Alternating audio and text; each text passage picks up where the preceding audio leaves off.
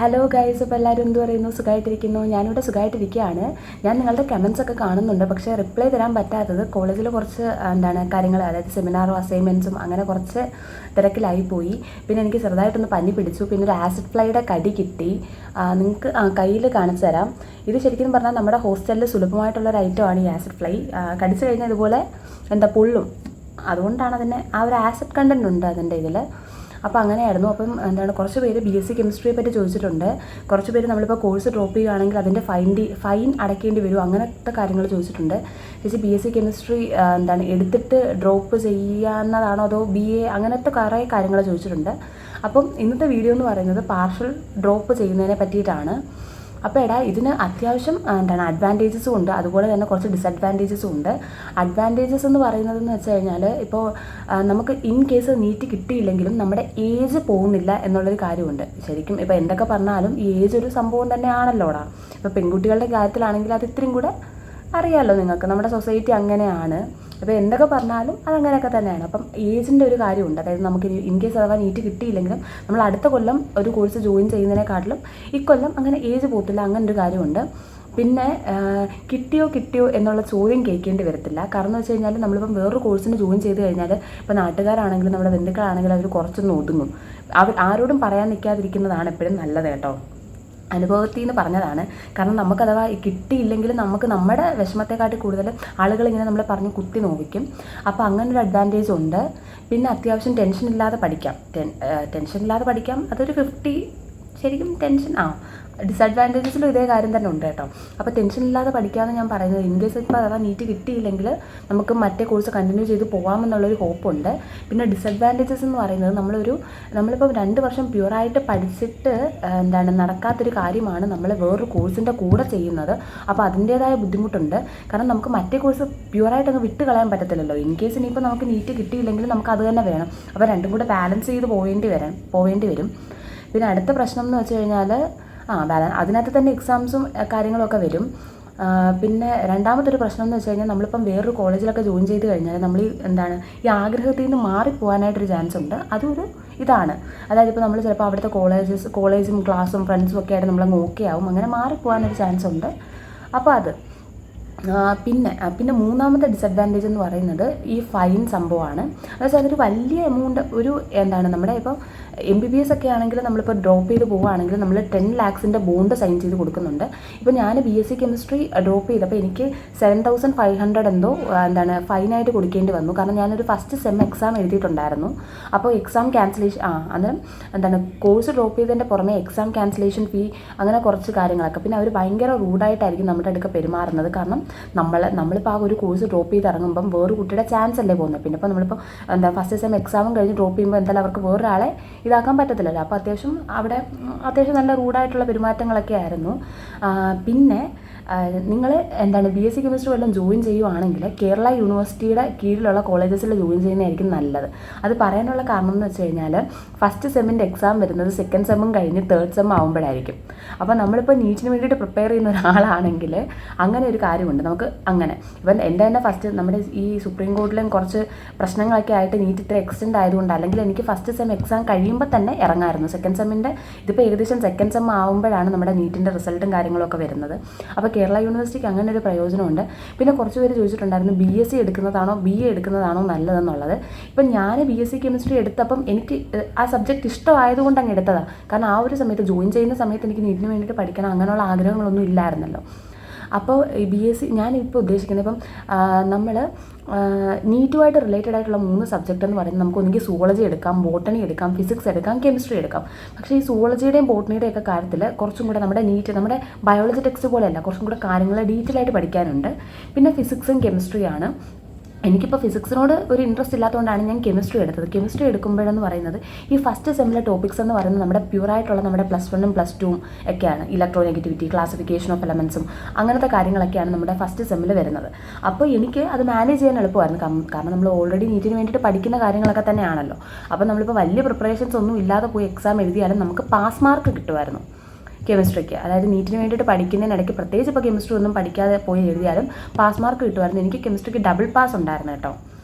Double pass. പിന്നെ രണ്ടാമത്തെ കാര്യം എന്ന് പറയുന്നത് ഈ ഡബിൾ പാസും പാസ് മാർക്കും ഒന്നും വെച്ചിട്ട് നമുക്ക് MSc അഡ്മിഷൻ കിട്ടത്തില്ല. ഇപ്പോൾ BSc കൊണ്ട് പ്രത്യേകിച്ച് BSc കൊണ്ട് ഇപ്പോൾ നമുക്ക് വേറെ ബാങ്ക് ടെസ്റ്റോ PSC കോച്ചിങ്ങിനോ ഒക്കെ പോകാനാണെങ്കിൽ അല്ലേടാ പ്രയോജനമുള്ളൂ. ഇപ്പോൾ ഇൻ കേസ് നമ്മൾ വേറെ കോളേജ് ലെക്ചറർ അങ്ങനെയൊക്കെ നോക്കുവാണെങ്കിൽ നമുക്ക് MSc വേണം, PhD വേണം.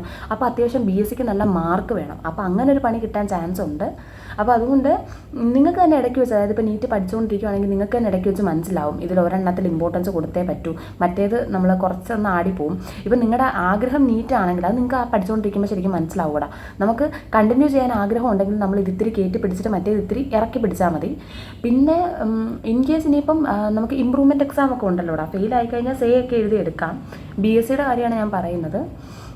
അപ്പോൾ അങ്ങനെ നോക്കുക. പിന്നെ BA ഇംഗ്ലീഷൊക്കെ എടുത്താൽ BA ഇംഗ്ലീഷ് എടുത്തിട്ട് ഇവിടെ വന്ന എൻ്റെ കോളേജിൽ BSc ഫിസിക്സ് എടുത്ത് കോഴ്സ് ഡ്രോപ്പ് ചെയ്ത് കോളേജിൽ ജോയിൻ ചെയ്ത ഒരാളുണ്ട്.